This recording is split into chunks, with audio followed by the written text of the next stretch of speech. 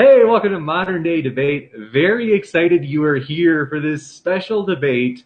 It is the holiday season. This is my red shirt, my Christmas shirt. So we have a really unique debate because it is really relevant given that it is December 19th. We're 5 days, 6 days away from Christmas. We are going to debate the virgin birth. Or in particular, Mr. Brass and RC apologists are going to debate the virgin birth. We're doing a special format today too. So I'll get into the format in a second. But first, I want to talk about our sweet debaters, as well as, by the way, JMD is helping me out with the questions, because as you know, sometimes I miss a few, but JMD and we're going to have it covered tonight. Now, Mr. Brass, very stoked to have you back. If you want to start by just sharing about what's going on at your channel, Mr. Brass, glad you're here. All right. Well, yeah. Currently, I'm working on my series on nihilism. I'm also doing some more videos, just some bonus videos just to have it out while I'm working on the series. Like I've said before, I do history, philosophy, some biblical stuff here and there. Basically, just whatever goes. For sure. Excelente. Next, RC apologists, glad to have you back. This debate is finally happening, and we are glad that you are willing to take on what some would say is a challenging position of actually arguing for a historical virgin birth. So glad to have you here, RC. What's going on at your channel? Oh, not much. We're going to be taking a little bit of a break for the rest of the holidays, but with the exception, of course, for tomorrow being the debate between me and R and Raw on the Non Sequitur show. So that'll be the only differentiation. But other than that, going to be planning on with the new, if I do get any new books and material in during the holidays, we'll be definitely pounding down on getting more of the different videos, ideas that I've had laid out. So expecting things like advice to atheists concerning Bible study or how to engage against us, because there's sometimes problems with that. And then, of course, dealing with tough Old Testament issues and such, which is what I said in the beginning, what I was going to try to redirect the channel into. Rad. That's excellent. And by the way, can you refresh? My mind is drawing blanks today. What was your debate on your upcoming debate with Aaron Ra, which we will definitely be plugging here at this channel? What was the topic again? Can you remind me? Well, he seemed to agree to the consensus that the idea of the thesis being, is the Bible relevant? Oh, that's really interesting. Okay. So that'll be a fun one and a unique one. Like that's one that you didn't really, I don't think I've ever seen that debate. So that will be special. It better be, because I spend like hours listening to some of his lectures, so it better pay off. I'm sure it will. It's going to be epic, and I am stoked to watch it. We got a good Kyle and Steve have been really very kind to this channel, so I'm stoked that you'll have it over there, and I'm glad it's going to be a lot of fun. So now we're getting down to it. Different format. Anchored Alliance Evangelism's like, hey, why don't we try something different? Like 5-minute openings from each and a 5-minute closing from each, sandwiched with, in the middle, open discussion. So, taking the affirmative position, we are going to let RC apologists start in answering, is the virgin birth historical? And he can choose whether or not he wants to take the full 5 minutes to make his, you could say, introductory case or position, and then we'll go to Mr. Brass for his opening. Both of their links are in the description, as well as I'm about to add JMD Apologetics. We are glad to have you here. Thanks for being here, for co-moderating. Can you tell us what's going on at your channel? Yeah, I'm working on a 12-part series to a deconverted man, 12 questions for Christians video. I just uploaded the first part, I believe, Monday. It's either Monday or Sunday, I can't quite remember. And I'm working on a few other videos, but not too much is going. I'm working on the debate coming up Friday. That's what I've been sort of investigating on. Yeah, that's right. I'm stoked for that. We are going to have JMD and Anchored Alliance, of course, open theism, which is going to be, it's honestly, people are really stoked about that. So I'm really excited about it as well.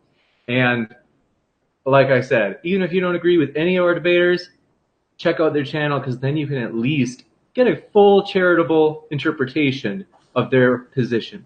So with that, we are starting this debate. As mentioned, RC apologist, setting the timer for 5 minutes. The floor is yours. Okay.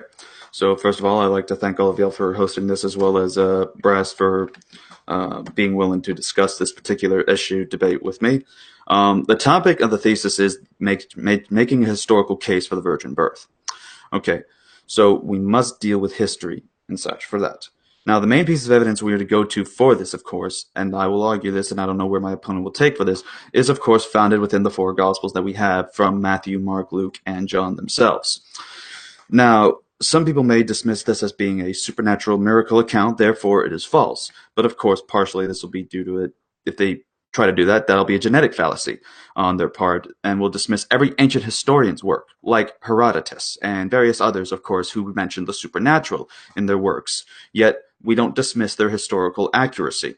So I think we need to take this into consideration. Also, for people such as my opponent, who I had done research into before the debate, and if I understand him correctly, he holds to the deist worldview.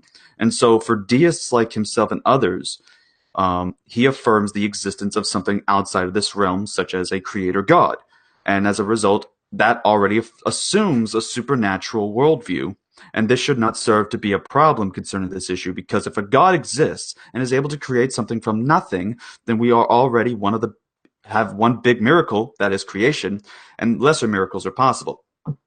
And such, it's why Craig Blomberg in The Historical Reliability of the New Testament says that concerning these issues, nevertheless, as has been often pointed out, the miracles of the New Testament are not so easily detached from the overall storyline of Scripture. If Christ was not bodily raised from the dead, Paul insisted, then all our faith is futile. But if a God exists who could raise Christ, then none of the other scriptural miracles lies beyond this capability. Now, why should we treat the Gospels as such historical accounts? Well, for one, we have such of themselves treating each other as such. Mark Powell, who is one of the co-founding editors of the study of the Historical Jesus Journal, wrote the following 2013 article, quote, Authorial Intent and Historical Reporting, which he says, quote, Yet in the Gospel of Matthew, the narrator introduces the story of the virgin birth with the words, Now the birth of Jesus, the Messiah, took place in this way, overtly indicating that the readers are expected to regard to regard what follows as a report of something that took place. In Luke's Gospel, furthermore, the virgin birth story in Luke chapter 2, verses 1 through 20, and the account of the ministry of John in Luke chapter 3, verses 1 through 22, are introduced in exactly the same way, with comments from the narrator that specify the detailed historical context for when the events that are reported occurred. This fact alone indicates that implied readers would regard the stories as being of the same type. Readers are expected to regard both as reports of actual events that occurred within the world history, unquote. So we are being told that this should be regarded as history by the authors themselves. And even historical figures like Ignatius of Antioch and various others view this as historical, as even Mark Powell notes. Now, another thing is that this also fits the criterion of embarrassment. Dr. Craig Blomberg tells us the following on page 102 of the same book we read earlier. Quote, John 8:41 suggests that Jesus was slurred because of the claim. As a mamzer, which is the word for bastard, Jesus would have been stigmatized in various ways throughout his life. So this is not a story Christians were likely to have invented. And yet, consistent post-New Testament polemic suggests that he continued to be viewed as an illegitimate child. The accounts of Jesus' virginal conception thus appear to be based in historical fact. However, if he wants, then I don't know where he's going to go with it, but if he wants to think that, supernatural, again, it's not possible. Well, according to December 2013 in the British Medical Journal, there was a published paper that shows that out of a study of 7,870 eligible women, 5,340 reported pregnancy, and 45 reported to be virgin pregnancy. Now, the reason how this happens is because one can, well, I'll explain that when we get into the discussion, but point being that there is possibility from natural science that demonstrates that someone can actually be born naturally of a virgin. So if the person doesn't want to accept supernatural, fine. There's still the issue of a natural virgin birth at this point, if he wants to still presuppose natural ideas instead of supernatural concerning the historicity of the virgin birth. And with that, I end my time.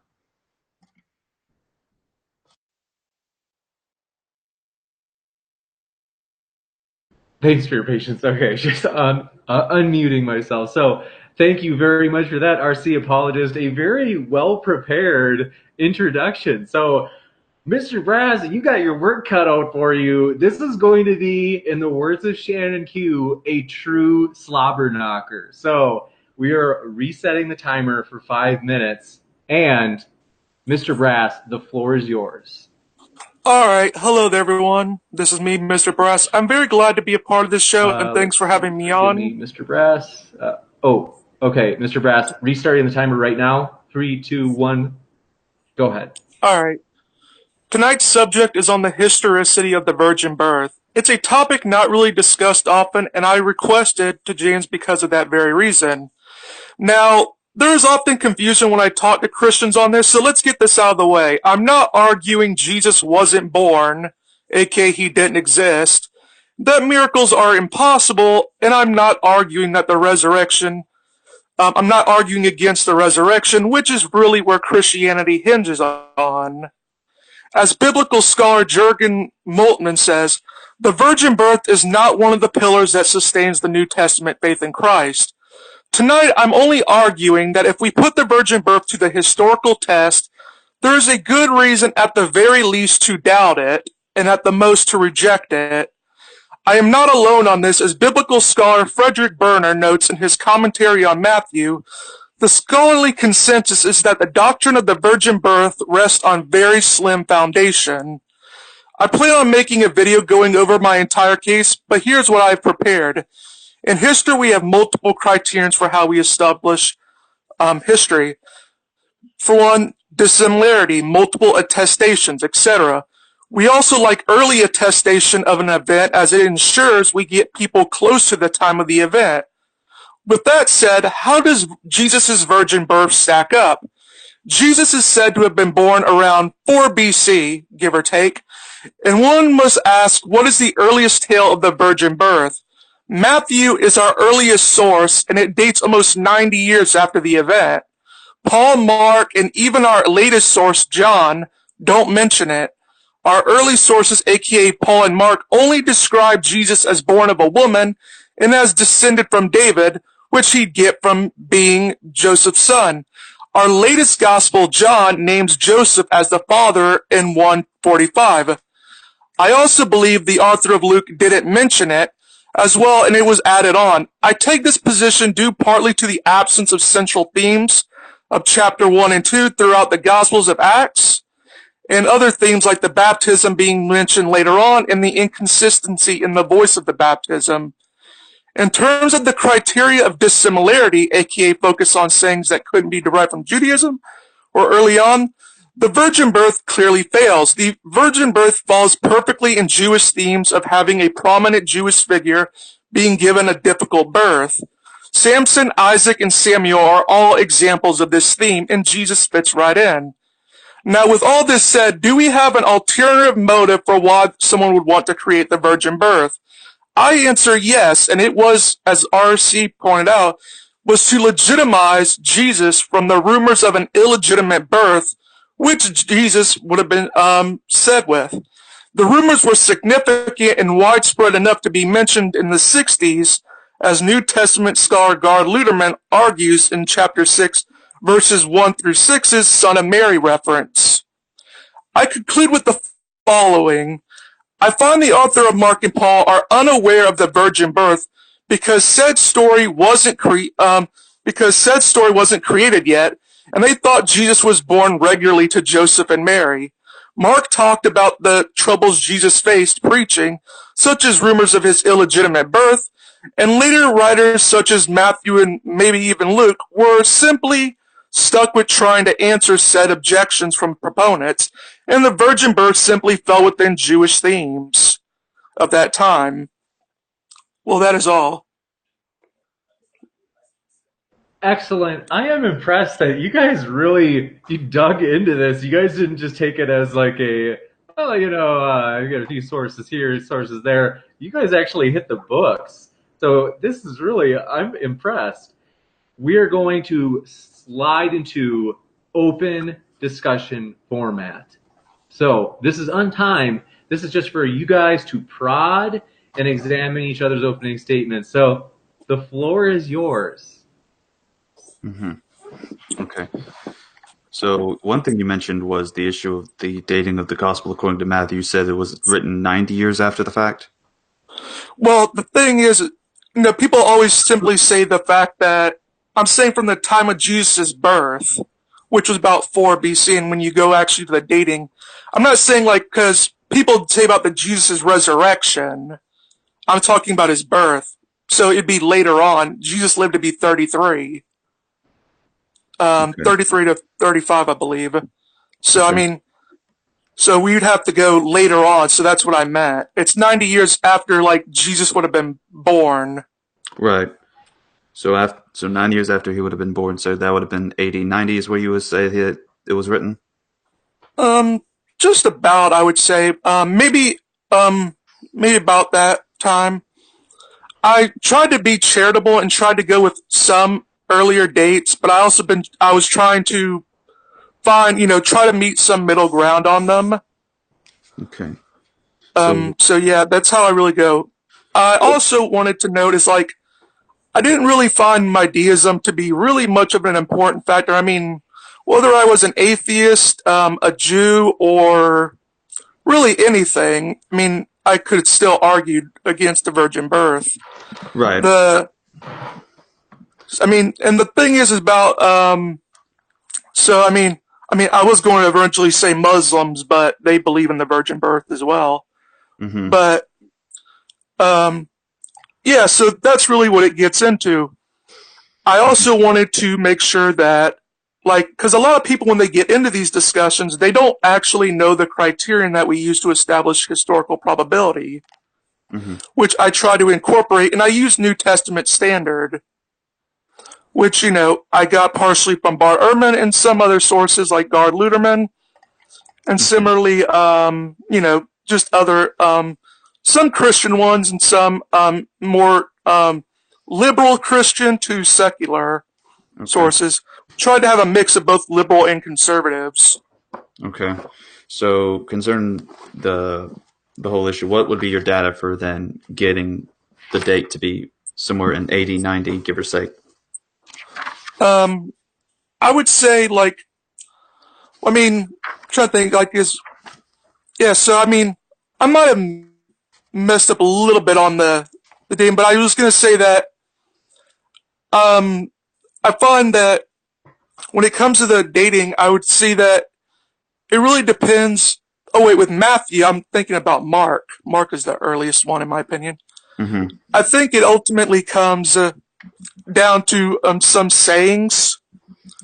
I can't remember, and the way I would say the opening is laid out, that seems to indicate that it would probably lay somewhere a little bit later. I find it to be mentioning some dates that seem to be, it catches me there, and I've heard some scholars argue for it. Although the whole point of it really is to say is that it's not really a contemporary source of it. It was, say, it's written decades after the fact of his birth. Okay, so is there any problem with it being written decades after his birth?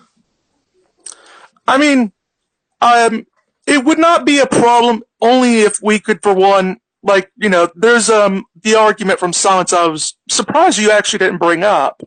Mm-hmm. But that's typically what I got when I, ask other Christians about this. But the thing with the argument from silence I always hear about is really just noticing a gap is not enough.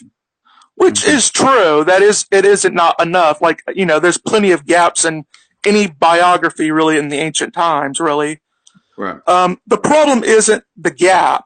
The problem is why would we expect, for a historian, it's not enough to just notice a gap. Mm-hmm. It's to say, well, why would we expect, it to be mentioned, something to be mentioned, and it wasn't? Right. That's what makes it more. It's if you have a justifiable reason to say why that there is a gap, then that's not an argument from silence. Now, one can debate whether the reasons are just or not, which historians do go into, but that's how we really do it. It's not the gap itself, but it might be the reasons behind the gap. Okay.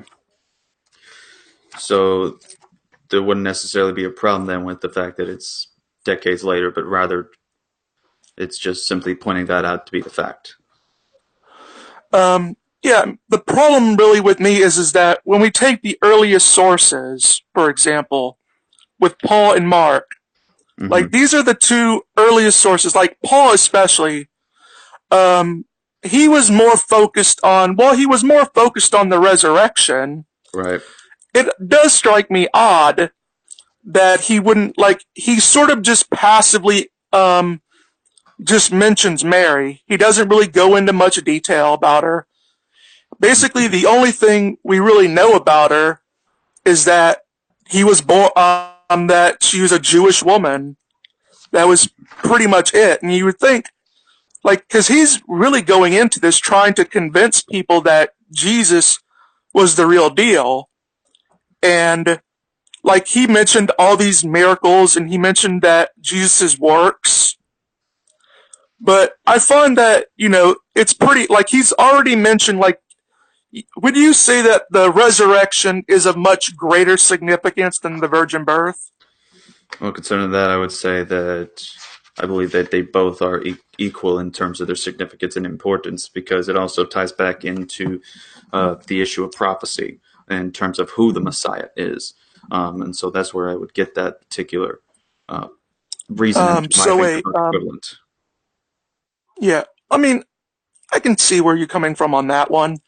I basically say, because when I do ask some Christians on that, they would say that obviously the resurrection is the more important one, because if the resurrection never happened, then Christianity, the rest doesn't really matter. Right. I would say that the virgin birth, in my personal opinion, I would say it's lower. Like, I could believe someone, whether they be a Christian or not, could hold that maybe, or could maybe not dismiss the virgin birth, but could have doubts about it, but still be a Christian because they affirm, with good passion that Jesus did raise from the dead, which is more what I'm going for, is to make people doubt. And, if people just happen to come to reject it later on from what I've said, then that's also, that's just something that happens. Okay. Well, I would disagree there, and I would say that one would also have to affirm the virgin birth. But concerning this, if Jesus was of a virgin birth, you mentioned that the reason why they decided to quote unquote make the virgin birth, like make it up, is that they would help remove the stigma behind him being viewed as a mamzer. My question is, how would that even be possible? Like, how would that help with that if indeed the virgin birth was the thing that was causing that? As Blomberg pointed. Well, let's think about it. It's like, if he has, if it's an illegitimate birth, who is the best father to really have besides God? Really, like, that's sort of where it goes into. It's like, it's a way of also trying to stick Jesus with Old Testament figures, like, as like I mentioned, Samuel, and just other figures like that. So for one, it tied in, like, Samson, Isaac, and Samuel. They all had difficult births. Like, I'm probably going to screw it up, but Samson, I think, was, oh wait, no, it's Isaac, I think, where his mom was too old, and God made her have the child. So but that's Isaac. But right. Also I also find is that you brought up prophecy. I would assume the virgin birth, because this always gets brought into it. I'm assuming you'd say Isaiah 7:14. Yes, that would be the one that definitely has a connection and a role to it. Yeah.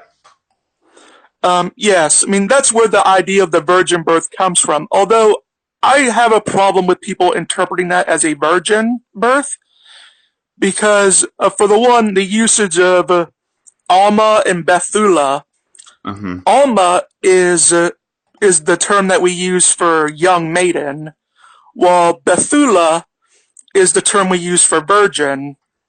So, I mean, which one does Isaiah 7:14 use? It uses Bethula, and I believe it sort of ties in. When you actually see it, it's not even a messianic prophecy, really, because it's supposed to help King Ahaz in his when he's being conquered, and the whole thing is that he believed there was going to be a birth within his lifetime that would signal to him that God would let him win, even though he was undeserving of a win anyway, because he was an evil king. Well, yeah, but the issue is that. I believe it was Isaiah's. I believe it's Isaiah's wife that I believe that the passage is actually talking about. That's supposed to be who it was. Basically, he was saying that, oh, your girl will get, your wife will be pregnant, and have a baby before, like in an earlier, early, and that will be the sign. Also, like when you actually look at some of the grammar, it really goes. The language tend to be on natural birth, and most of, like when you get into the Old Testament, they're all about connecting it back with it. Right. Well, I would connect to respond to that in two ways. First, the Hebrew word that is used is alma, and while it means young woman, from what I've also looked up, it also can, especially when it's also translated elsewhere in places that has no other context but to mean a virgin, that Betula and Alma actually have the same variation in terms of their lexical usage, that they can mean a virgin and a young maiden. Again, it depends on the context of when the word is being used in that specific way. So when we look at other places, I don't have the concordance with me on the moment or the list of the verses written down, but there are several verses that we go into, especially in Song of Solomon. It refers to use the word alma in describing wives, concubines, and virgins, three categories of people, one of which has to be in the context of virgins because it's referring to specifically someone who has not had sexual relations yet. And there are various other passages that use this for alma. So I guess the issue is that alma in its context concerning Isaiah 7:14 is what's important, and especially with the issue of the culture of the young woman that is used here. The young woman is obviously going to be a virgin and such, someone who has not had sex yet, and that's where we're getting this whole thing here. So then you go, and in fact, the word that is used, the shall conceive, refers to a progress kind of thing. So, and as you mentioned, that it has to refer to something that's going on during the time of the writing, such as affecting King Ahaz. I would agree, and that's why I take the alternative conservative view, and that is that it is referring to what's happening at that moment, but as a typological fulfillment as well. So it's happening there, but it's as a foreshadowing of what's happening to come into the future. So we see, like a double prophecy, you'd say? Yes, like a double entendre. Yeah. Yeah. So I mean, for one, I would say like in Jewish times, like I've gone on some, Jews for Judaism and some Jewish scholars on that, and I really see like how I've seen some Christians argue for a lot of some of the prophecies in there where they say if the Jews would have accepted Jesus at the time, then more would have been done. But since he didn't, they have to wait longer. Right. I've heard some of that. I would say that I find that when they always go into it always seems like they're trying to explain something away rather than just, accepting it. Because they can't accept it. But I would also say in regards to what you brought up as a progress, so I mean, I would say even ancient people back in, even the Greeks, even the ancient Greeks recognized that the birthing process was, it didn't just happen right away. they knew it took time, which is also why in the Old Testament they generally had like a different like if it was a boy, they would have it where the woman would be unclean longer. If it was a boy, it'd be unclean less, and if it was a woman, it'd be unclean longer, or something like that. I've also argued that that's not necessarily sexist because it was generally just a way to make the parents bond more with the girl, and just give her more time. I also added it could have something to do with them importing some Greek notions of like birthing. So I mean, I think they would have known about birthing being like sort of like a process in a way. Although I believe they did accept spontaneous like spontaneous generation back then. I'm not sure. Mm-hmm. But I would say that, I think they could deduce that it was a process. Right. Even when you get to Muslim sources like that use Galen, for example, for embryology, where they claim it is a miracle. It's not. Mm-hmm. Right. It's a. So I mean, the fact that it's a process really wouldn't mean anything, because I mean, whether it was a virgin birth or it was a just a natural birth, you could still say it was a process. Mm-hmm. So would you agree then that in Isaiah 7:14 that in the Septuagint it uses the word parthenos for referring to virgin?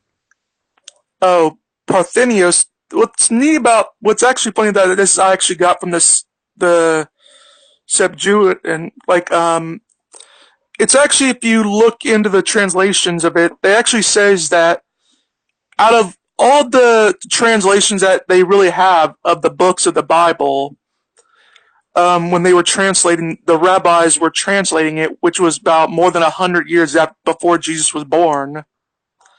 They found that the translations of Isaiah were more farther off than like the other ones at the time.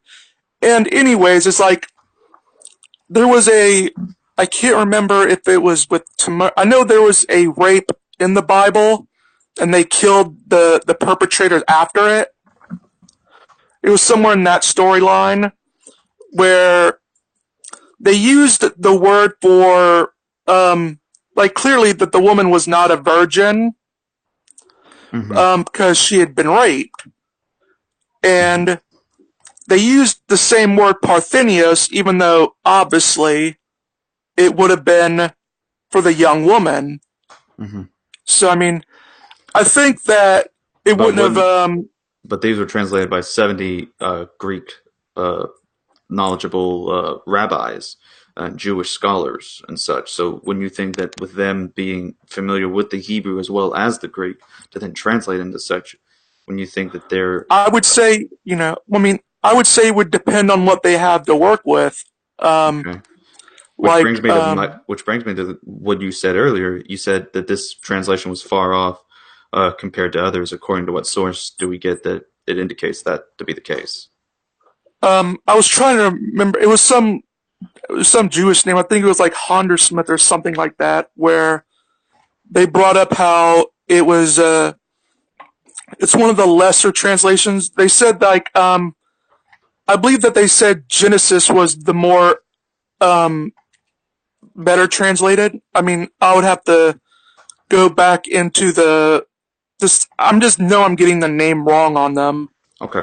But I believe that, they got into so I'm saying is obviously what it goes back into is the whole fact that they couldn't really decide between which one to use, and there was a bad translation of that because, like I said, the woman got raped, and they used the word parthenios when it clearly should have been young woman. So I mean, it would also say that it would depend on like, the work that they had with it. I mean, you could be the smartest man, but if you're just working with scraps, there's only so far you can make it.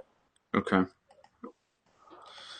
I mean, you could have an IQ of 120, but if you're given $5, a paperclip, and a shoestring, you're not really going to be able to stretch that really far unless you're MacGyver. Okay. So concerning the issue of the fact, and of course I didn't go over this in detail, but I did mention the British Medical Journal report in 2013 that pointed out that virgin births are possible, as well as pointing out that because the average female vagina is 5 inches long and the average sperm travels at the rate of 7.5 inches per hour, that really all we need is simply somewhere where it doesn't have to be directly deposited into the vagina, but rather somewhere near it. So that's why somehow it can happen through Well, I mean, ejaculating on the like, for thighs example, or anal sex, and then the sperm ends up traveling in. Or you could even just have an instance where you can just somehow burrow it in, and as long as the sperm is traveling, which, as I mentioned, 7.5 inches per hour till it gets to the 5 inches long vagina, surely that would be able to have some medical backing of the virgin birth. so I mean, yeah, I actually thought that was pretty interesting. I knew about lizards, for example. Some species of lizards can do it naturally. Where it's much rarer though. I can't even give an example of a mammal that does it. We know lizards can do it. We Mm-hmm. know female lizards can um, go into that state where they can do it. However, I would also think that, like, for one, just to affirm the virgin birth, like, isn't a natural sense, wouldn't, like, it would just be an improbability, and it wouldn't really make it much of a miracle, which I would think that Mm-hmm. it would be more of a, Right, and I'm just simply pointing out just a virgin birth, not necessarily simply the miracle. I was positing this, as I mentioned in the opening statement, that it's about if we want to take the natural route, that we could still, without any supernaturalism, but only focus on naturalism, we find a case for there being the possibility of a virgin birth. And that's what mostly this thesis is about. It's just this simply that a virgin birth happened. so what I tried to do is, like, I wanted to have it, I went into some of the New Testament scholars, and I wanted to find out the criterion that they established for historicity of any event, whether it be the resurrection, the the crucifixion, stuff like that. I wanted to find out what they used to come to the conclusion. We got, the criterion of dissimilarity, multiple attestation. Mm-hmm. Like you pointed out, the criterion of embarrassment, although there is I find there is a little problem with the criterion of embarrassment that some scholars have pointed out before. It's that if a criterion, if that is one of a valid criterion, it would be a rare thing to actually take, and it would have to be more argued for because, like, what may seem embarrassing at one time can be heralded as a great thing within years. I mean, we know that with just language Right. and people doing with symbols, so it And would that's be the harder argument is that to, it's about it back then. with an embarrassment, like, for one, it's not really much of an embarrassment for them because they prop it up as, like, I mean, what's a better thing to do to have God, of all people, bless the birth and make it happen? I mean, that's not really much of an embarrassment. That's something that you want to brag about. Well, that's the thing. If you're going to brag about that, even as Jesus is being viewed as a mamzer, that doesn't seem to help the case concerning that. And people knew, based on the narratives of Matthew and Luke, that people were aware that the claims and such that were being made about this. But yet, as he's being viewed as a mamzer, and as, the story's going around about him being born of a virgin, yet that still doesn't help the case, but rather just seems to, they think it's like an excuse or something, it seems. I would also say, like, I would say it does sort of go back, like, another problem with the criterion of embarrassment is that if it was truly embarrassing, they could have just left it out. I mean, like, Okay. for example, we know on, like, just on social media, like, if we aren't really proud of something, we can just take it. If we're embarrassed by it, we can just not mention it. Right, but that's the thing. If And that's the case, they wouldn't mention it. So why did they if they could have left it out? mhm. I would say because of the fact that they wanted to, like, whether they wanted to argue for God or for a prophet, they would want to give him as much of a bulk as they possibly could. And I would say, like, ascribe, like, we know from when we actually do from Mark to John, I'm not sure how you do the ordering, if you take Markian priority or if you don't. Markian priority would say that, the order of the Bible would go like Mark, Matthew, Luke, and John. And when we actually do look at this, we actually do see that there is sort of an evolution going on. And even if you want to include Paul as technically would be the first source, we do see that there's an evolution going on between miraculous claims, because you go from Paul, who doesn't really mention much outside of some miracles, but he mainly focuses on the resurrection.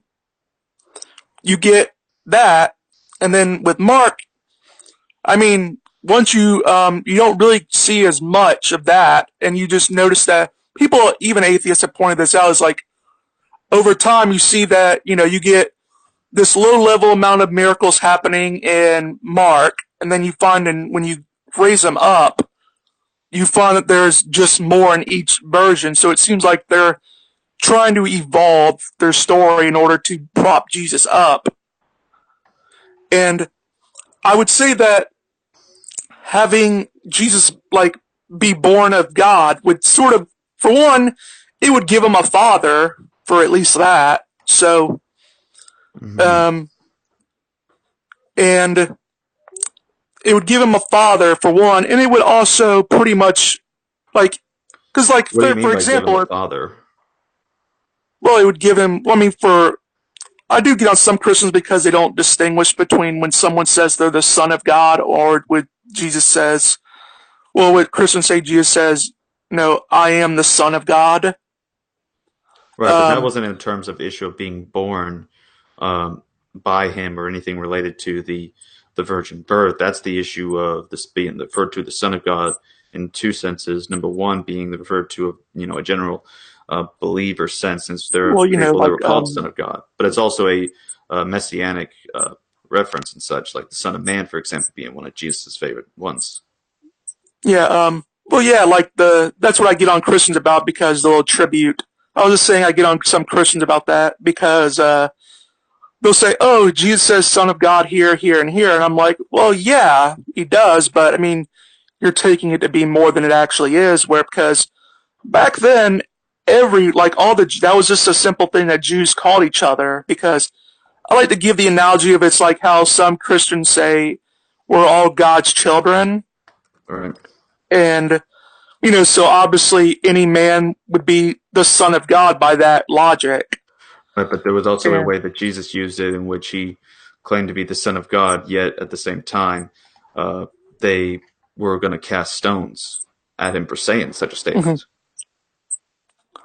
yeah, and another thing is that, So why would they well, do I that if mean, that was the another case? thing, well, I mean, I also believe that, like, well, some Jews later on, this was in the Talmud, which dates later on, where they accused Mary of being an adulteress, or either an adulteress or someone that just got raped by some Roman soldier.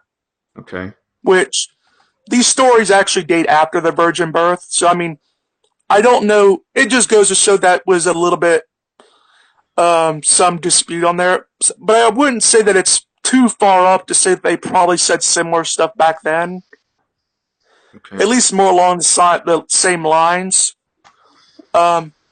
And I also find that it's sort of weird when you actually look into the history of the Old Testament and how they dealt with adultery cases.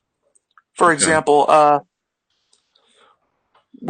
for example, this is only if you suspect adultery, which Joseph initially did. Okay. He suspected it was adultery firstly, but Mm-hmm. at least in the narrative, and so he thought it was so he would have had a reason to suspect adultery, and typically in Old Testament times, if you so much as suspected a woman of being an adulteress, you would make her go through this sort of, I would say, obviously it was a religious, supernatural ritual. I'd say it's more placebo effect if you want to go for it, where it's the bitter water thing, the bitter water test, where you would have the woman drink the bitter water, and like if some effect happens, they would say that, oh, this proves that you're an adulteress and you would be casted out. I find funny that, despite the fact that we know Jews back then were very pious, where they really, they cut their hair. They wanted to clearly distinguish themselves from Romans, like Roman pagans. So they cut their hair. A lot of our arguments that we see from people then is like on even simple matters of dieting, like so because they wanted to follow the letter of the law to the absolute limit, and so I would find it odd that because these are supposed to be written. I think it's funny that Joseph did not think about trying to bring Mary to drink the bitter water because he would have suspected that. It seems like it's a tradition that, I mean, that I think that the writers missed out on in Jewish traditions, but they happened to, because I figured that would have probably added more to the story if they would have said they did that. Mm-hmm. Right, but going back to my question that I asked, you mentioned that everyone's just called sons of God by Oh the yeah. Jewish context. Oh yeah. But why did the Jews threaten to stone Jesus for referring to himself as the Son of God, as is seen in John chapter 10, for example? And plus, he also calls For himself John the Son of chapter 10. God. Yes, and in Matthew chapter 26, he also answers to the question if he's the Son of God, and the Jews, the high priest tears his robe in anger, saying he has uttered blasphemy. So what is blasphemous then by that standard according to the Jews that this Son of God statement is being ushered if it's just a generic sample that these other Jews would have been calling themselves? I also, well, I mean, yeah, I can sort of get that with that. I would say that more or less, like, some Muslims I've seen argued for, where basically, they misunderstood him. And I also find that, like, at least with John, we'd have to know that this would be our latest, like, and this is when, like, John is the one that really touches more on the divinity of Christ more, and it's also the latest. Even though scholars initially thought it was the original. Well, not the original, but the first book. Mm-hmm. It's been a while since I thought that, but that was originally the case. I think that more or less that they had misunderstood where he was coming from when they were asking him the question, which I would say, like, that's the sort of position that some Muslims take. Well, how would On that be that. the case? How would they misunderstand them if they were Jews, that especially high priests and such, that would be familiar with these terms and concepts? Well, I mean, it would be pretty easy, like, because also you'd have to take into consideration that Jesus was challenging their authority, So, I mean, they would want, any little thing that Jesus says as any way of damning him, anything, because he was challenging their authority and, he was, either one, even if you wouldn't say that the Son of God specifically, at the very least, he was challenging them on matters of doctrine, like the Sabbath, when, Jesus said that, he was the Sabbath, or, something like that. Um, yeah, so, I mean, they would have an obvious bias for wanting to find any little thing that Jesus said to, get him, to charge him with something. Okay. Some people, I remember Shabir Ali, Right. brought up that, I mean, I'm sort of iffy on him because, well, I Yeah, mean, not he a lot does of bring in, not a lot of Muslim scholars have much respect for him, as Adnan Rashid had pointed out. yeah, I probably think he's one of the better Muslim apologists. He's definitely better than someone, say, like Zucker Knight, by a long shot. Mm-hmm. But, they go into how they originally believed that Jesus was, tried because he broke the Sabbath. Okay. Um, So I guess getting back to the mostly trying to get on the thesis of the debate, yeah, what that's is the better. main reason why you would have doubts about the virgin birth in terms of the historicity of it, or it being an actual event that occurred? My problem with the historicity of the virgin birth typically comes down to what we would typically ascribe for any historical event that we would go for the gospel with. Like, some of the criterions I mentioned were like dissimilarity, multiple attestation, as you mentioned, the Yeah. criterion of embarrassment.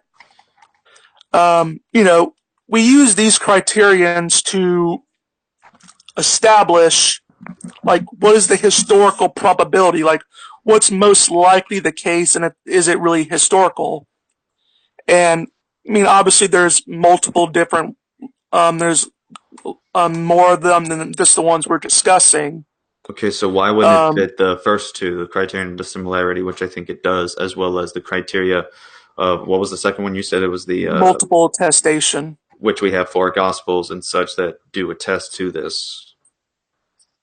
Well, I mean, like for example, I believe dissimilarity it would pretty much fail on because because dissimilarity focuses on sayings that couldn't be derived from Judaism or the early church.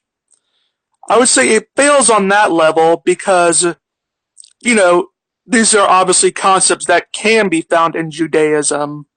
For Mm-hmm. example, like I said, it's not any stretch of the imagination to have a prophet or anyone like that was supposed to be a figure to have a difficult birth. Like I said, Samson, Isaac, and Samuel are all examples of that theme. And I would say, that's obviously something that you can find in Judaism, with a difficult birth. Mm-hmm. And by multiple attestations, while, I argued for the problem with, trying to think, I think it was Luke I was going for. The problem, yeah, that's what it was, Luke. I took the position that, it really didn't mention it, because I actually got it from some of the arguments from Bart Ehrman, who is more of a textual critic, so he would know more about this on the subject of it. But like I said, I find that it has its differences on other topics, such as it misses out the central themes of chapters 1 and 2 and throughout the Gospels and Acts. Mm-hmm. Despite, other themes like the baptism and it being mentioned later on, and it's the inconsistency in the voice at the baptism. It would Like what say, would be the if inconsistency? I would say the inconsistency would be the phrasing of how they go it. They go at two different things where they're trying to build more of a case on the deity of Jesus as these stories are progressing. Okay. And so, like, for example, we know that the baptism most probably happened, because, for example, having Jesus baptized at all would be, embarrassing, because it was generally assumed by Jewish authorities that if you were baptized, you were of a lower status than the person that's baptizing you. So it would be a problem because, so wait, you would be saying that John the Baptist is of a higher status than Jesus? So I mean, I don't disagree with the baptism. Besides, even if you would say, like, just making the bare bone assumption that a Jewish rabbi existed back then. Okay, but I don't see where John you the know, Baptist is being viewed in a higher regard here. Well, I mean, like even with, I believe in John, for example, I believe like they don't even mention it, Okay. the baptism, I believe. Which goes to show that this was obviously a problem, and I actually had the verse up, but I think when I was editing it out, I believe I took the verse out of it. But I would say that from what I can remember from it is like they're trying to sort of hide, this, because obviously they would want to, since this is, as you would say, embarrassing, they want to try to downplay it. Right. They want to try to say, well, he was baptized, but these were the circumstances behind it, and Okay. to try to lower it.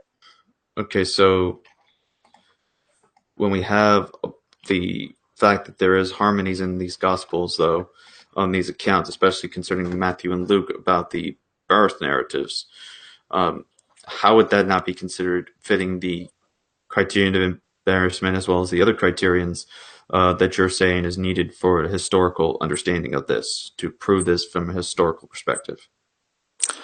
I would say is like, for one, like I was getting into with the criterion of dissimilarity. I mean, this is more of a the case I laid out is more of a preview of what I'm planning on doing, just a full length video where I more go into my case for it.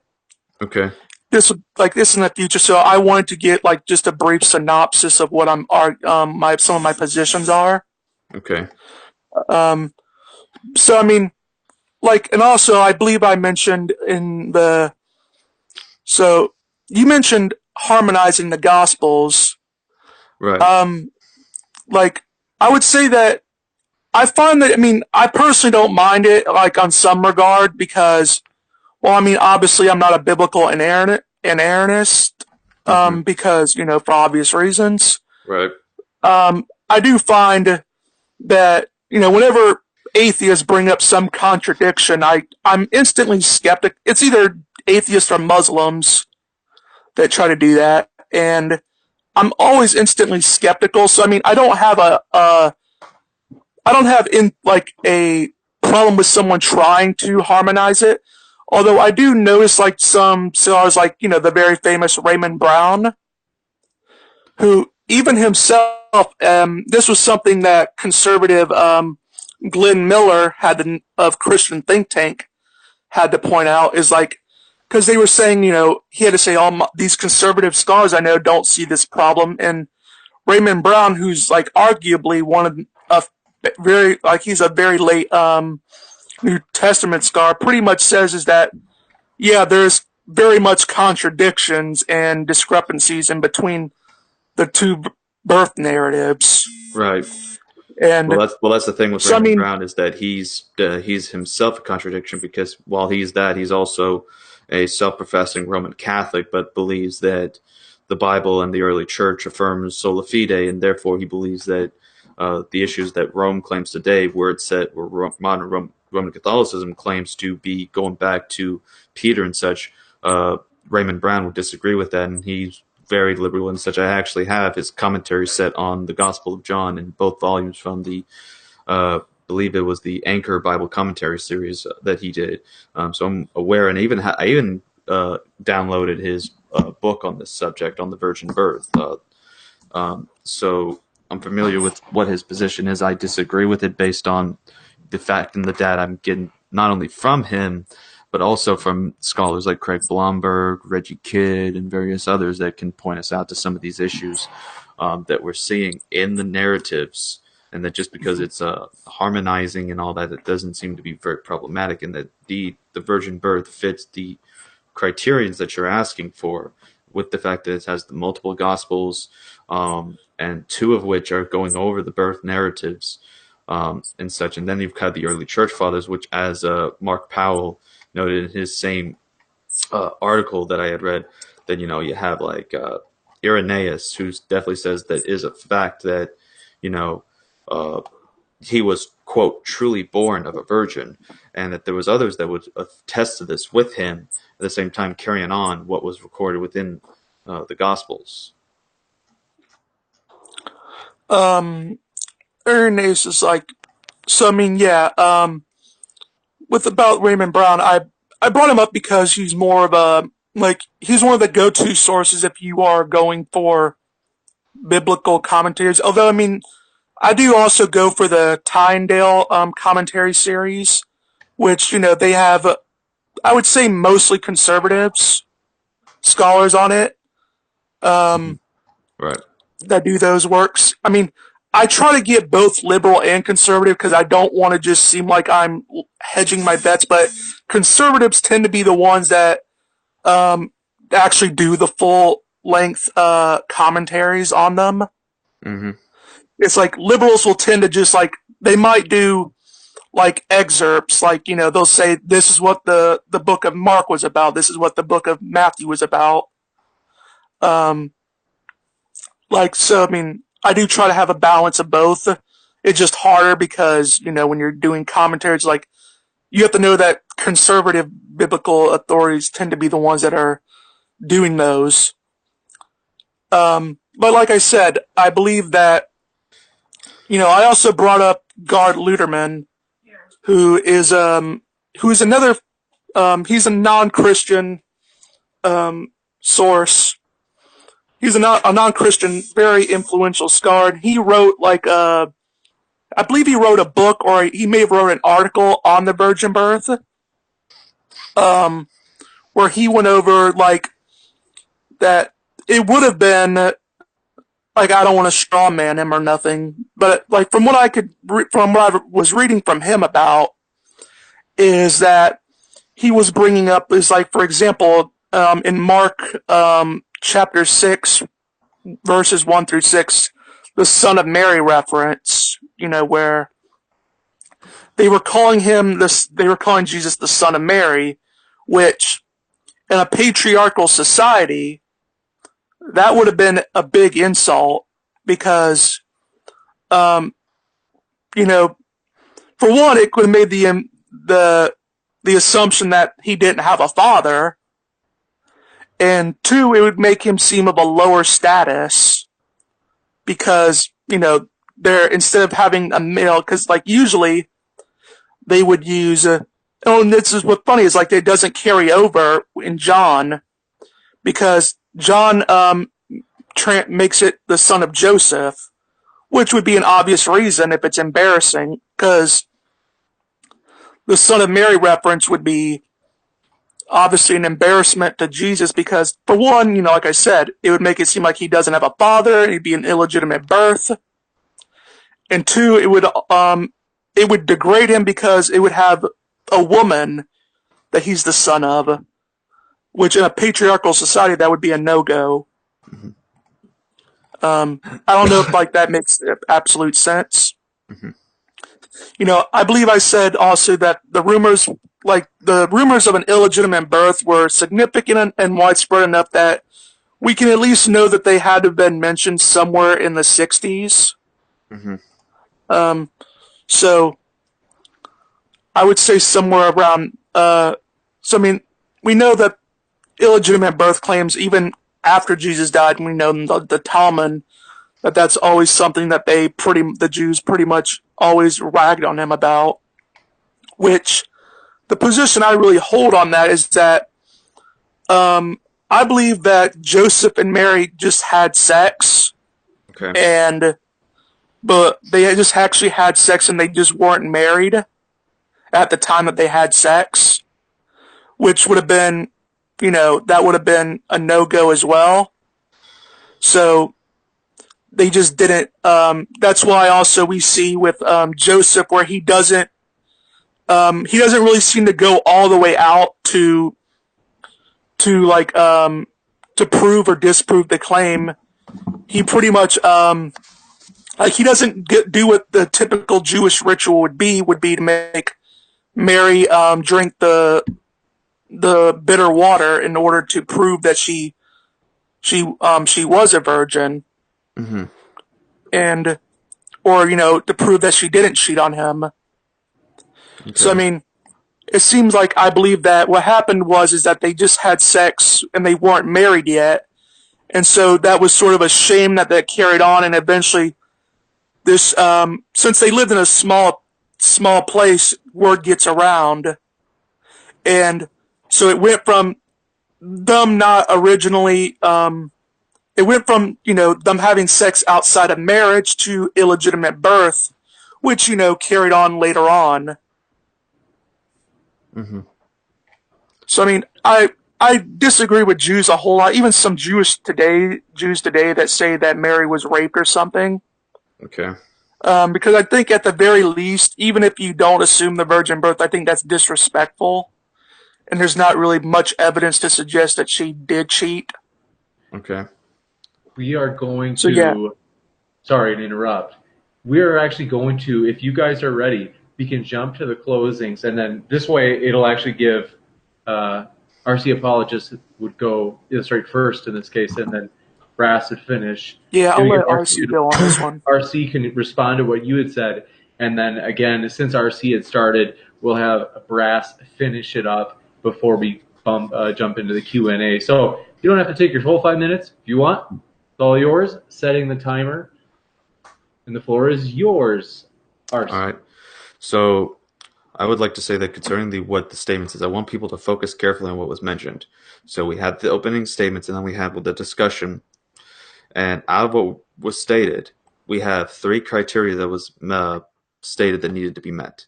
The criterion of multiple attestation, the criterion of, well, I mentioned the criterion of embarrassment, even though he says he had some slight issues with it. And then, of course, there is the criterion of dissimilarity. I think based on what I mentioned in the opening statement and when responding directly to this, that the Gospels, of which 4 exist, 2 of which also form the birth narratives concerning sayings and actions and such that occur, that we fit with the 4 Gospels, among other sources, including the early church attestation of the authenticity of these, especially from people like recent quoting Irenaeus from Mark Powell, goes from Irenaeus, who was receiving teachings from Polycarp, who was receiving teachings from John himself. So we have an attestation and such that this teaching carries out this idea, this concept of the virgin birth can fit the criterions that was mentioned and was laid out. And the reason why that this is important for this historicity is because that, as we mentioned, that Isaiah 7:14, which we've gone into the issue of the fact that the Septuagint and that the Hebrew for Alma does indeed have context that can refer to virgin. In fact, there are lexical and even rabbinical sources from early Jews predating Jesus Christ with his birth that they affirm that, oh yes, in this context and others referring to Isaiah 7:14, not the modern or later ones in the Talmud and such, but rather before then, we have commentators of rabbis that can attest that Alma in that specific context does refer to a virgin. And again, as I pointed out, there's also the issue of the virgin birth and then just the general prophecy that's going on in here that is a double entendre concerning it happens in Isaiah as well as it happens for foreshadowing and typology and such. While some people would disagree with it, again, this is where my presuppositions come into play here. But the reason, of course, based on all that, it being such important, is that Messiah who is born is now become the Savior of the world. He has come to this world being, as Isaiah 9:6 even says, being the mighty God and such, that this is God manifested in the flesh, as John chapter 1 states. And that if Jesus, this case, if he is the Messiah and such, as is prophesied, so too includes the issue of us being sinners who need,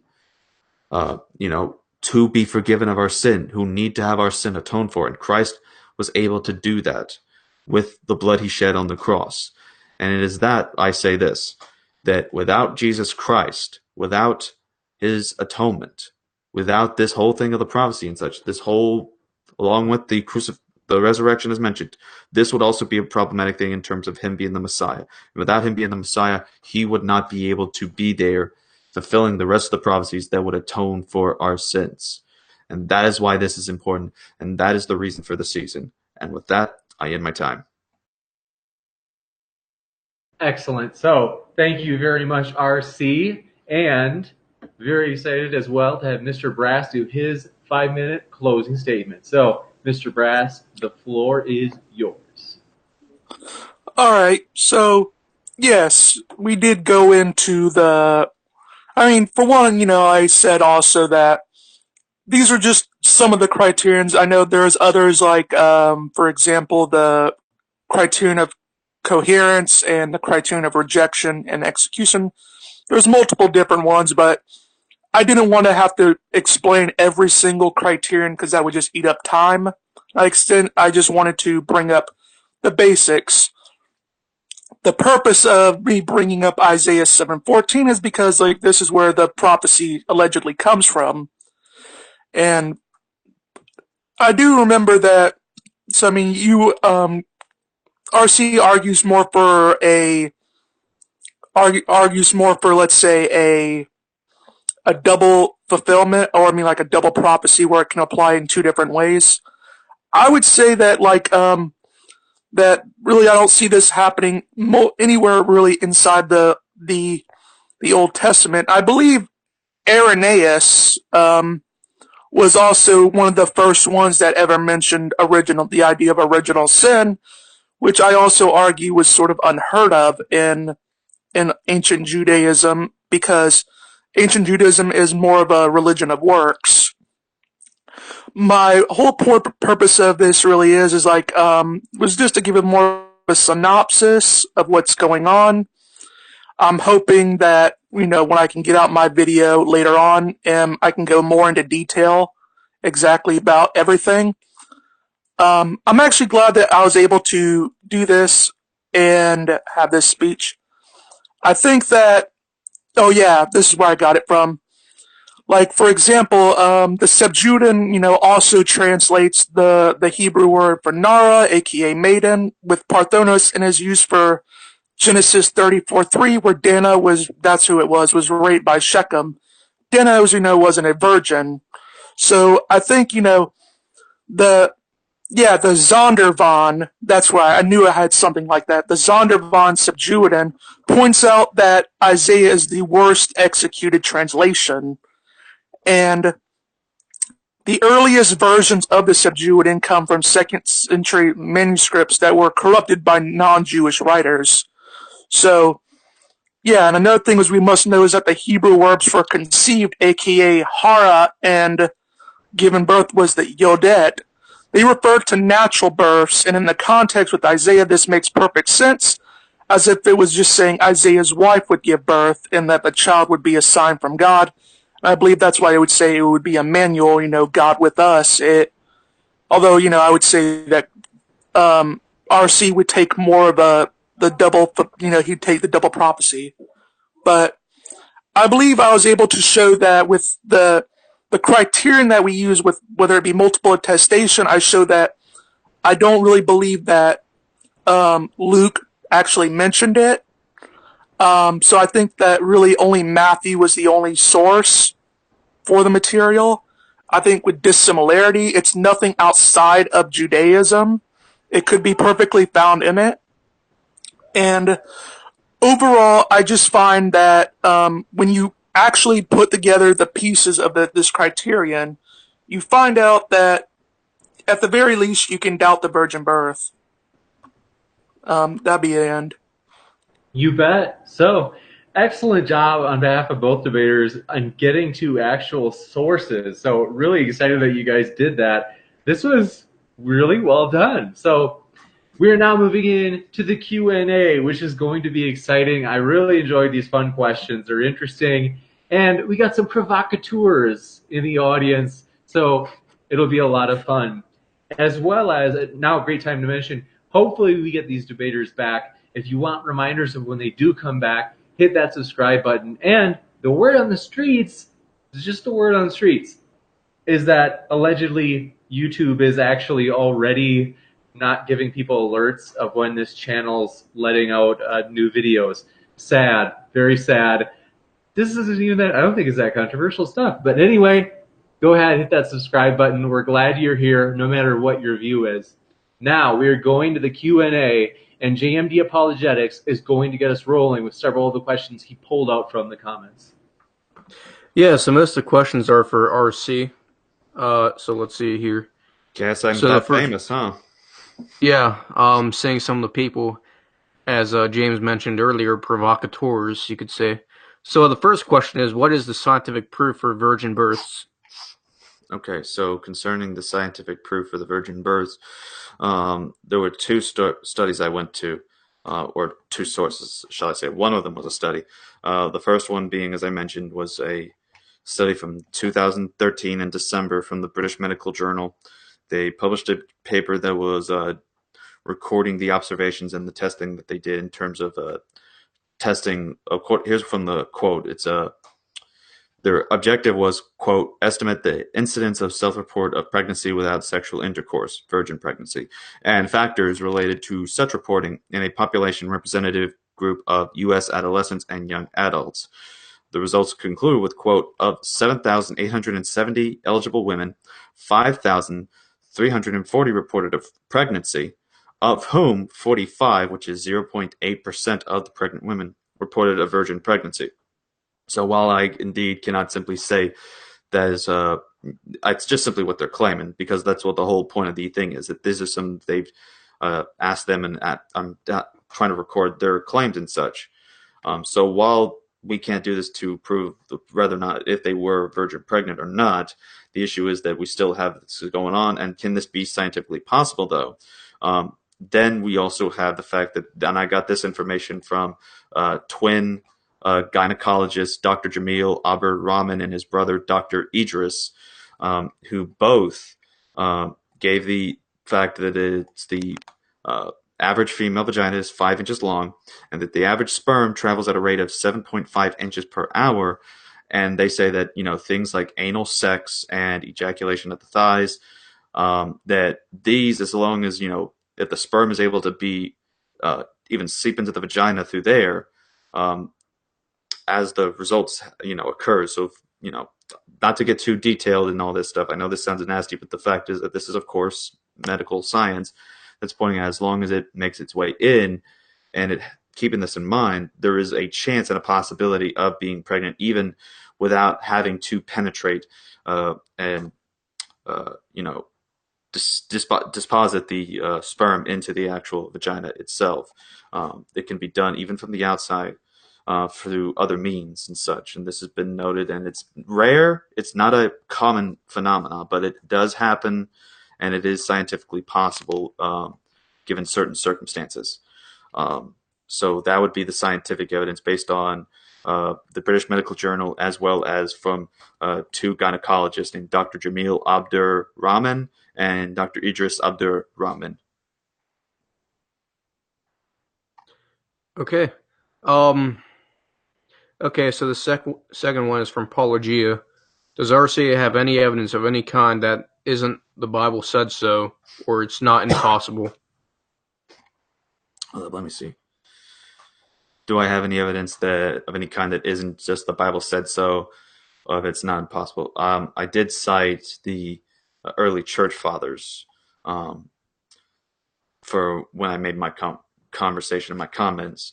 So there was also going to there, in which we have Irenaeus that Mark Powell was noting, because he's the disciple of Polycarp, who likewise was a disciple of John. And so I think there's a chain of information that can go on through there. But I think that, even if that wasn't the case and it was just the Gospels, I don't see why that would be a problem. I don't think say it's just simply the Bible says so. I'd say let's look at these documents, and we're looking at them, and what's the data and such. Because if we're just going to dismiss it based on what some statements in there may have that we disagree with, well, let's throw away half of what we know of U.S. Oh, not U.S., but let's throw away half of what we know about history, because other historical accounts and such that occur have these sort of supernatural presuppositions that we put into it. Herodotus, for example, includes supernatural miracles and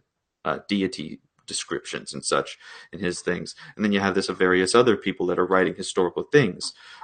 Pliny the Elder writes of, Pompeii and what had occurred there. But there's also the fact that while he's recording of something historical, he's also including, well, there's also, supernatural stuff as if to him it's a fact.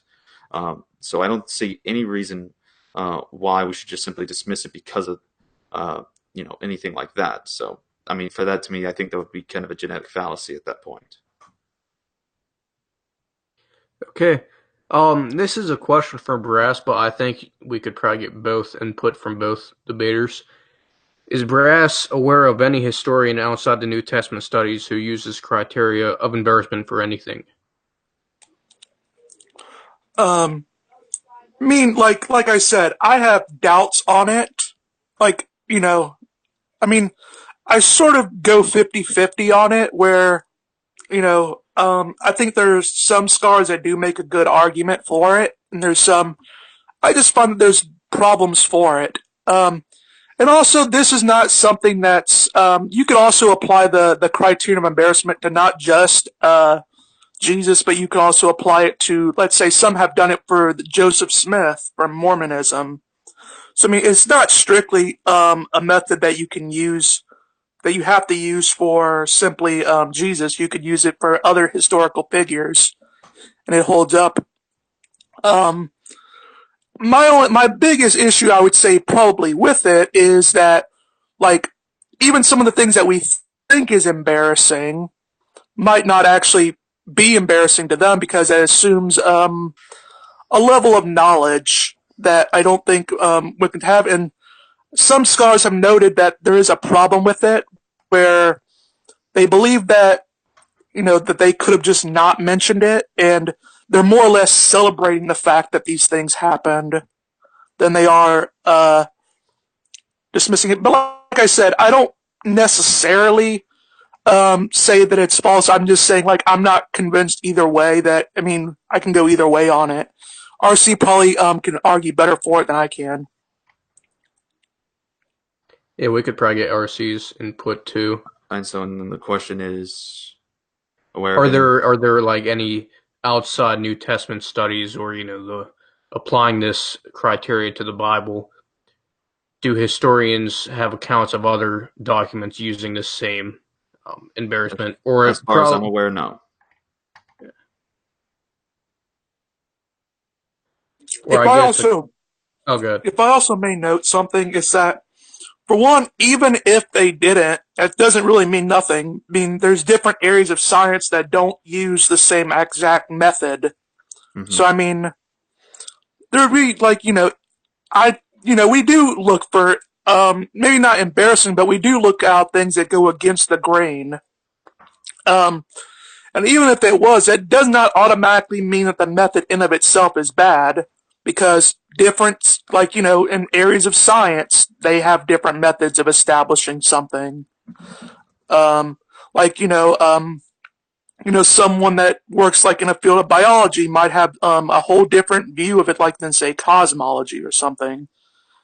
Different criterion for what they do. So, I mean, I wouldn't say in of itself that it would make even a lick of difference. You'd have to say that the method itself is flawed, not just say, oh, it's only used in this one specific field, because if you do that, you can pretty much cancel out a lot of science fields.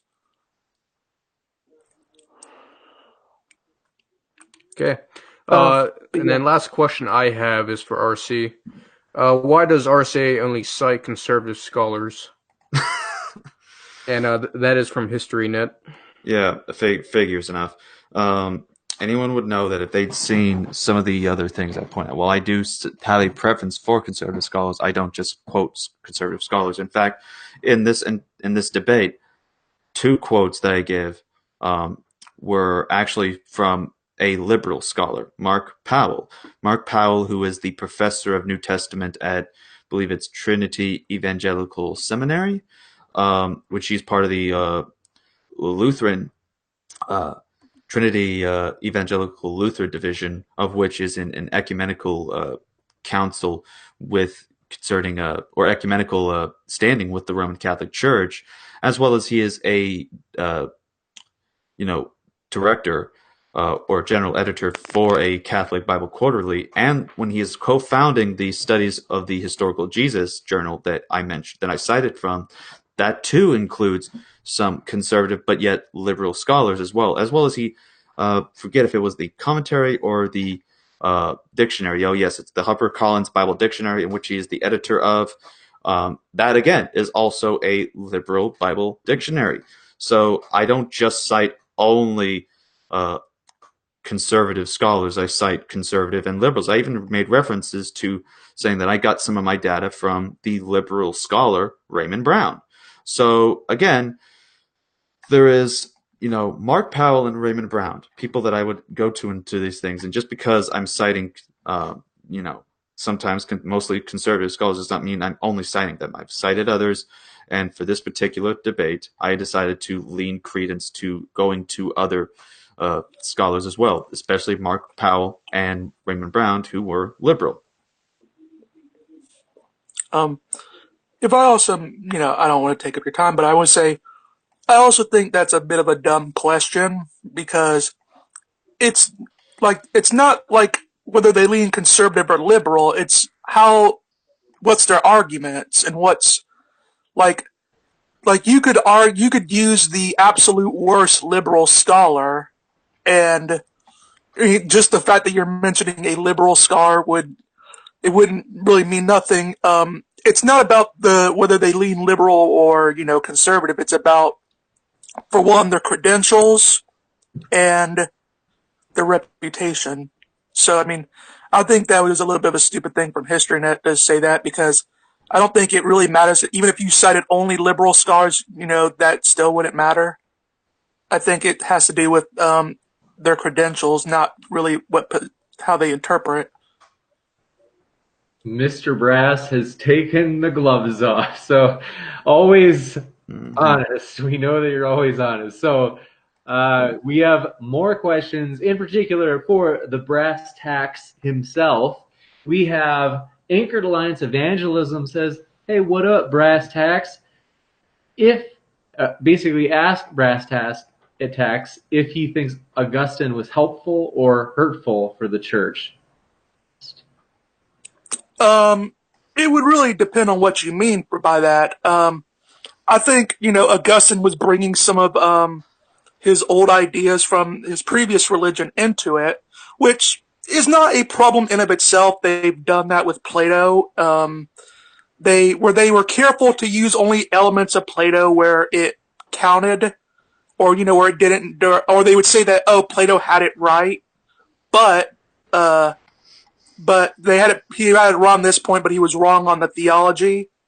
So, I would say Augustine I obviously don't think Augustine is a bad, by any means. He was far more intellectual than I would probably ever be in my life, and probably anyone here. And when it comes to that, so I don't think he was particularly harmful. I would say, it would have to depend on what you mean.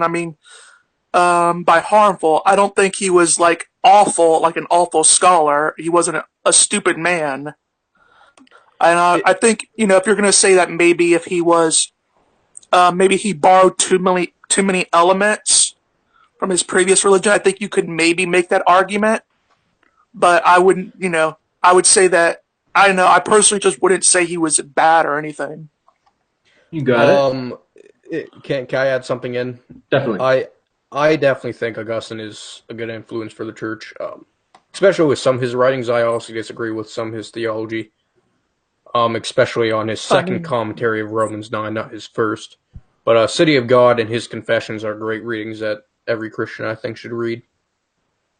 You got it. Yeah, yeah, like for example, that I believe John Calvin actually worked in the cities of two gods into some of his writings when they were going over policies.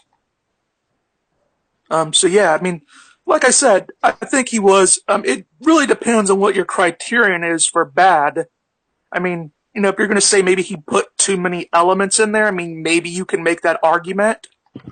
But I personally wouldn't say that. Even if that is the case, that he brought in too many elements, I would say it would only matter about how much they would aligned with they align with the material, and him merely bringing a specific philosophy, no matter where it came from, as long as it's not like I would say from RC's perspective, as long as it's not like heretical, that it would not really be that big of a deal.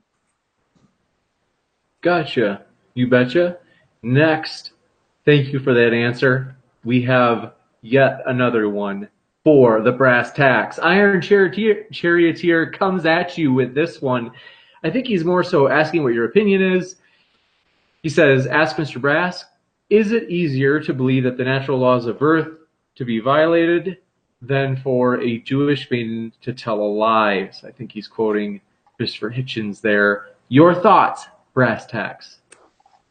Well, for one, Christopher Hitchens was an awful human being. In every criterion, he was a deadbeat dad, a drunk, and so forth. But yeah, I also find obviously I'm not a Christian and I don't affirm the Bible, so I would obviously disagree. Theologically, I would disagree with the virgin birth, but I don't really want to get into that. I didn't want to bring my deism in there because I find it sort of irrelevant. You could even have a Christian on here as a mock debate, do what I'm doing. So, for Mary to tell a lie, I think that Mary and Joseph, if anything, both told the lie together. If anything else, but just to say from that, I think that they had sex and they just weren't married at the time, and that became just a rumor that spread around, and over time it developed into this big controversy. That's where I would more go. I wouldn't, I think this way, at the very least, you minimize what's you're not saying really anything bad about Mary or Joseph. If anything, they just had something secretive, and that would be it. For sure. Really interesting and provocative as always with regards to your comments on Christopher Hitchens. I'm Mr. Brass, so controversial. There you go again. Basically, it's on my Twitter. I'm a proud politically incorrect deist. I can tell. Basically, we appreciate your honesty. And wow, I've just never heard to be honest, I've never heard anybody who's not a Christian criticize Christopher Hitchens. So that was the first time. You surprised me. Always full of surprises. Yeah. Next question is for everybody. Well, like I say, I call out bad stuff from whether they be Christian, Muslim, Jew, atheist, whatever. It doesn't really matter to me. Hitchens just happens to be a dead. I'm not saying that all atheists are obviously deadbeat dads or nothing like that. I'm saying Hitchens happened to just be a man who had these flaws. He, like I said, he was a drunk. He abandoned his children, pretty much, and he didn't take debate seriously, and he had a way of generalizing religion, and he doesn't even define it really. He pretty much defines religion as everything he hates and secularism as everything that he loves, and pretty much denied flat out that Martin Luther King Jr. was religious, even though he's a freaking reverend. Well, yeah. Well, I appreciate your honesty, and I'm surprised in the comments. I thought I was going to see the comments blow up, but maybe we don't have a ton of Hitch fans that are currently on right now at the moment. We do have a question from Tippy Bear, though, which we are reading right now. Is for RC as well as Brass and JMD. So She asks, for the whole panel, did Numbers 5 verses 11 through 22 apply to Mary, considering she was under the Jewish law? And I can read that for you. So Numbers 5, 11 through 22 is it's a long one. So I'm not going to read it for you. Well, okay. Does someone want to give a summary of it? Because my guess is one of you is familiar with it and able to summarize it in maybe a couple seconds. Yeah, I mean, I believe what they're talking about is the bitter waters, Yes. the bitter waters ritual, which I argue it was more of a placebo effect back then. I mean, obviously from my presuppositions, but of course RC probably going to say it's a supernatural thing. But the whole point of it was that a husband was concerned that his wife was cheating on him, and he wanted to find out if his wife was cheating on him, so they would bring him to the Jewish leaders of the day or the judges or something like that, and they would have the woman undergo this, where they would scrape off dust from the tabernacle and they would put it in a cup full of water and make the woman drink it. And I argue it's more dropsistical swelling and not like how some Christians and some atheists try to interpret it as an abortion. I don't think it is. But it was just basically a way where a man could just say, oh, your wife's not cheating on you. Or, your wife is cheating on you, and if she was cheating on you, surprisingly enough, they didn't stone her, they just said that she was exiled. Which goes to show the didactic nature of case laws, like in Numbers and Deuteronomy. Really? Is that pretty good summary, Yeah. RC? I mean, I think concerning what was described there, yeah.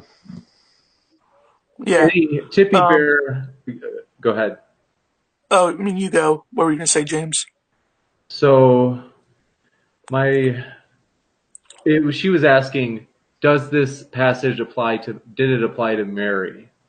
Oh, well, I mean, I obviously think it does because, for one, they held to much lower up for debate discussions. Like, even the matter of dietary laws, like this was some of like any scholar will really tell you, conservative or liberal, there's no doubting the piousness of people back in Jesus' time. And they fought over much more mundane issues than than this test. So I imagine there would have been some difference because obviously Jews weren't in the same state of power as they were, obviously. But I think that there would have been some alternative method where they could have used it on to Mary. Any other thoughts? Mm-mm. JMD? Wake up, JMD. Yeah, sorry, my mic was muted. No, I think Brass summed it up pretty good. I'm teasing. You're pretty petty, you know that, JMD. Oh, yeah. What is logic? That good story. Excellent. So we have more questions yet. So we also have from Iron Charioteer for RC, coming back at you, RC. Mm-hmm. Ask RC if everyone that has the Holy Spirit in them can heal people, just like the Bible says about Peter and Philip. Why can't modern day Christians heal? All right, so repeat that again, asking about the modern day Christians. Why can't they do it? I have a question real quick. Why would this be relevant to the debate topic? Or do you just take it? That's what I want to know is because it's definitely I don't see how that's relevant to the topic. It's true. I agree. I'll take the blame. Somebody asked if they could ask a question not relevant to the topic. Sorry, I said yes. So my fault. I understand, that's fair game of the debaters. If you guys don't want to, if you want to stick to the main issue, we can do that. So I mean, sorry. what was the question anyway? I feel bad having him go without an answer. So I'll respond. I'll respond in the live chat since it was addressed to me. Okay. Yeah. So what was it about? the next one was from Anchored Alliance Evangelism, and it was about healings. However, my bad. I actually should have asked the debaters that beforehand. So Nonetheless, our boy RC is gracious enough to still answer it in the comments, so you can see that in the comments. And then Brian Stevens asks, question for RC. So RC, they're coming at you. It's heating back up. He asks, are there or are any other virgin birth stories true, and how do you know?